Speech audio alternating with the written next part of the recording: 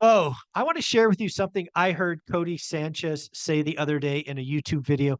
It is the first time I've heard her say it. I am sure she has said it hundreds of times, but I wanted to share it with you. But before that, Bo, how you doing? I am doing well. I'm super busy, which I love being busy. It's just running around and just keeping myself extremely busy, putting out fires and Yeah. solving problems. And Yeah. everything is solvable. I like Mhm. when people come to me and they're like, "Hey, this bank told me that I can't buy a franchise." So we had a client that wanted to buy a franchise in another state because this model is like an investor model, and you hire a district manager, and he went and he got referred to like a prominent franchise lender broker that does all franchise. And they said, no, you have to live within a 2.5 hour radius because the banks won't fund this deal. Mm. So, that is not a guideline. That is a overlay that a bank puts on. And Overlay. Yep. so they tell this guy no. And I'm like, hey, I don't believe in the word no. So I, through the network, I found a bank that said, yes, if there's compensating factors, we'll entertain that deal. So we've got that going into underwriting. And I Nice. like doing that. I look, when you go, most people think they should go to their local bank and they should just like take, they should just, Yeah. whatever that bank tells you, it's my local bank, it's US Bank, it's one of the big banks. And they said, no, I can't do it. Trust me, guidelines for banks are all over the place. Mhm. And that's why you should talk to somebody that works with multiple lenders. Yeah, you got to talk with the broker. And if you're going to do something in small business and you follow my channel and you're not at least reaching out to the concierge to small business lending, you're making a mistake. If he can't help you, he'll tell you. Yeah. Um, but yeah, it's definitely something. But let me share with you what Codie said, and it's I agree with her, and I'm very thankful she said it. She basically was on I forget whose channel it was on, Dropping Bombs. I forget the creator. That's his channel, Dropping Bombs. And she was basically saying, hey, if you listen to me, you get excited about buying boring businesses, and then you just go out and buy one because you have money, you're an idiot. It's harder than that. You have to do the work. You have to do the due diligence. Why are you paying that price? You don't even know yet, right? So the thing that I loved about Codie is she is wonderful storyteller. She can get people excited. And again, I'm sure she said it before, but it's the first time I heard it where she's saying, hey, do the work. There are no free lunches. You can't skip the line. Don't waste money because then you're going to hate me and you'll never buy a second one. So again, that just speaks to me, right? Do the work, do the diligence, no skipping the line. What do you think of all that?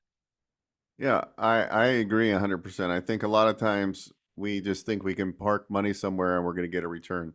Unless you're doing something in more of a passive model, that's not usually the case. I think the only case you can really be as passive as possible is if you have a well taken care of house and it's professionally managed by a really good property manager. That's as passive as you're going to get. Okay. Yeah, that or There's be the no, bank, right? Have a big stack of cash that you lend out, kind of yeah, passive. yeah, Yeah. yeah. That's passive to me. Now, can you be semi-passive in a business? Yes, you can. Right.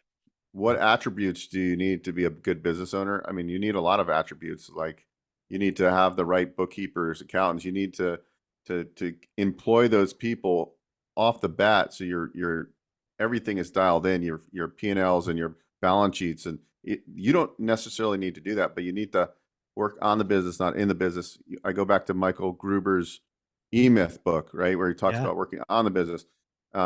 And you also have to understand people. Like you have to be a good people person. If you're going to have Yeah. employees, you're going to get people that call in sick, and you're going to have to Mhm. you're going to have to build morale in your organization. You're going to have to deal with problems between employees. You're going to have to deal with no shows. Yeah. You're going to have to figure out complaints on if you own a painting company and like the service wasn't done great, and you get called back 5 times to touch up stuff on the paint Yeah. job. I mean, there's problems. It's not like you can just put your money in and go and hide. I'm telling you, Yeah. I do think everybody should own a business, but I think owning a business, you should know what you're getting into. So maybe it's just Yeah. owning a very passive business model like vending, where you spend an hour per week per machine, and you're got an app and it tells you when to go fill it out. The problem you deal with there mostly is machine getting jammed or something like that, right? Maybe you have a technician that does that. So understanding, and then if you get into more of a moving part business, like let's just say you own a TEACHABLE franchise, and now you've got employees, you got to order product and things like that. You really need to hire a really good general manager and be able to manage that manager, and then also how you implement your systems are very important. So maybe do you put does that general manager, is he or she incentivized to grow the business, to treat it like their own business? So Mm-hmm. maybe you have some revenue share with them, right, to motivate them that they're getting profit based on how well the store or the location or the service business is doing. So all Yeah. this it needs to be accounted for. I think people out there, if you know what you're getting into and you really think things through, but I always go back to pain points. This is Yeah. why Bo will not buy out of state rental properties anymore, Mhm. because there's a lot of pain points that you deal with and you're just out of control because you can't get somebody to fix a sewer line, and then you don't know if that 13 grand you paid for it was getting ripped off or not, right? So think about Yeah. the pain points. Yeah. The other thing I'll say about what I heard from Codie and what I really felt is again, it's very much like real estate. You make your money when you buy, right? If you try to jump the line, you just pay list price because you think you have to, or you have the cash or whatever. That's not the right thing to do. You got to go figure out what an average deal looks like. You got to negotiate great deals. The only, you're not going to fix the purchase price after you bought it. So spend the time, make sure you're getting a right deal for you. Also, in today's world, structure a deal where the seller takes back a little piece, a delayed, have them, get more money a couple of years in after running the business or whatever. So I just think there's a lot of truth that Codie seems to be going from getting people excited to, hey, I'm glad you're excited now, but do the work, make sure you're getting the best deal possible, make sure you got to operate it and, protect yourself. I joined one of her webinars where the last week or 2 weeks ago, and it was pretty good. And then she obviously has coaching, and she's just how many people were on that, and how many people probably paid 10 grand for her coaching Yeah. program. I think it was like 10 grand a year for her coaching program. Woo. So it's she has multiple businesses, and just you think everything she does is a business. Her YouTube Oh channel, yeah. she's making thousands of dollars probably per video, Probably, because the yeah. amount of views she's getting. She then has her courses, right? She has 27 something other businesses, and Hmm. then she's like, she had like a company that does video editing, right? Because that's what she needed it, and Yeah. she just bought it, right? Like, Yeah. so what can you plug in?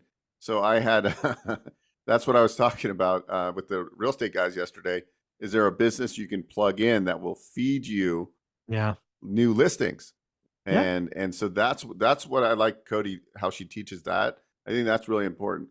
What I agree. businesses, like, in theory, if you were still active in real estate more than Hmm. you're more of a passive investor. I mean, Sure. most of your business model, you got a portfolio, Yep. but you could invest and Oh, own. You could buy a property. landscaping, painter, property manager. There's so many things Yeah. um, that I could do. Absolutely. Yeah. Yeah. I mean, if you needed to make money and you weren't at the position where you were, that's what you would do. You'd go, okay, For sure. look, I'm servicing 100 and something doors myself. Yep. If I had a painting company, if I had a pest control company, you could build this. And I like that. And these service-based businesses are Hmm. fairly Yeah. inexpensive to start, and you just Exactly. layer those in. So I think you got to think about this, because it's not like buying a long-term rental property where you set it and forget it once you get it with a good property manager. There's a Hmm. lot of moving parts, and I think I'm glad Codie brought that up, because I think it's true. I want everybody to own a business, but I also need to let everybody know that, look, It's hard it's work. Takes it's work. hard work. Exactly. Exactly. Well, if you want to schedule time with the concierge small business lending and figure out what might be right for you, how do they do that, Bo? Just go to onerentalmeeting.com. OneRentalMeeting.com, folks. He bought a URL just for us. OneRentalMeeting.com. Thank you, Bo. Thank you. See you guys.